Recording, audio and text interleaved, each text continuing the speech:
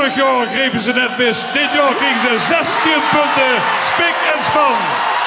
En daarmee is Spik en Span de winnaar van dit 39e Limburgs vastelavondsleedsconcours.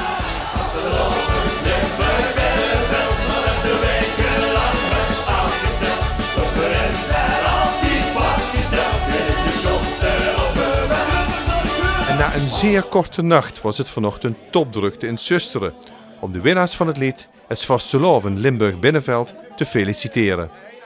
Ja, ik kan de bier nog niet verstaan. De huiskamer staat helemaal vol hier in Susteren. Dat is echt niet normaal. Het blijft maar komen. Oh, geweldig. Geweldig. Kun je eens beschrijven wat er gisteren gebeurd is nadat je gewonnen hebt? Ja, eerst wordt het duurde ongeveer 3 kwartier voordat we bij de uitgang komen. Want iedereen sprak die aan, iedereen zei proficiat en hier en daar. Er zaten nog lui in de verkeerde bus en noem maar op. Dus we waren rond 1:30 aan. Ondertussen, ja, de Facebook daar loopt helemaal vol.